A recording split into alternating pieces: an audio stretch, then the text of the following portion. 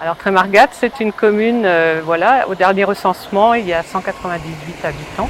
C'est une commune qui a tendance justement à augmenter ses habitants. Le pays est quand même très bien animé. Il y a un café associatif qui propose des soirées cabaret, il y a une épicerie associative, il y a une base nautique aussi de loisirs. Il y a une ferme accueil qui propose des stages à des groupes pour faire de la pédagogie liée à l'environnement.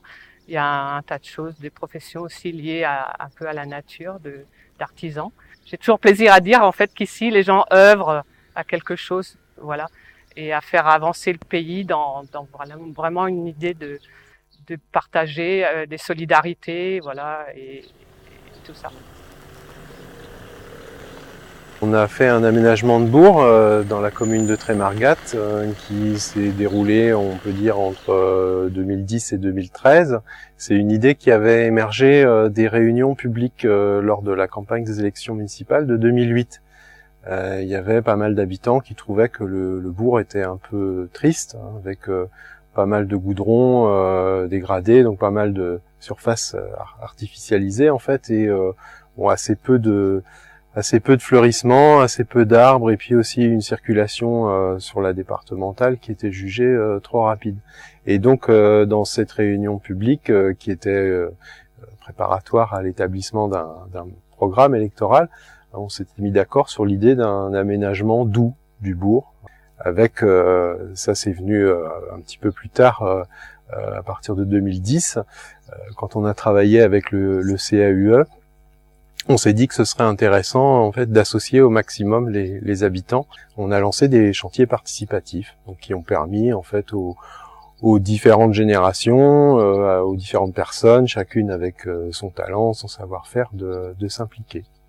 Donc voilà en gros comment ça s'est passé, et ça s'est déroulé sur 2 hivers, donc entre 2011-2012 et 2012-2013. On a donc ouvert en fait l'espace de la place sur le théâtre de verdure qui est en face, et on a aussi rétréci l'emprise de la route. L'idée c'était de plus possible d'utiliser le caillou de la carrière de Trémargat. L'idée c'est de travailler sur du cirque court. C'était un granit qui se compactait trop, qui ne permettait pas forcément l'installation des graminées comme il faut. Donc on a mis en couche superficielle un autre caillou qui est un 0,30 de Saint-Gelvin, qui est un petit peu plus loin, mais qu'on a pris dans une autre carrière qui permettait une meilleure installation de l'herbe sur la place. Le paysage qui a été fait pour planter ces chênes, ça a été d'empêcher le jardinier de s'approcher du pied de l'arbre.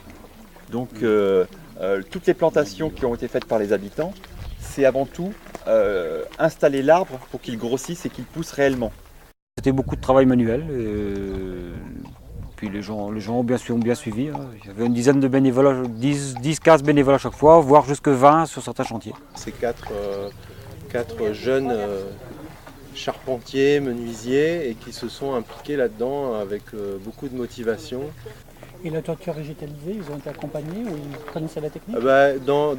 Parmi le groupe là, qui s'occupait de ça, il y a quelqu'un qui a des très grosses compétences dans le domaine, là, qui a même construit sa propre maison en ossature bois avec une toiture végétalisée. Le rôle de l'association Brud'Aide, c'est donc les élus parlent aux élus, et c'est de montrer comme ça à travers ce type d'expérience qu'on peut transposer des expériences et amener vers un développement durable local.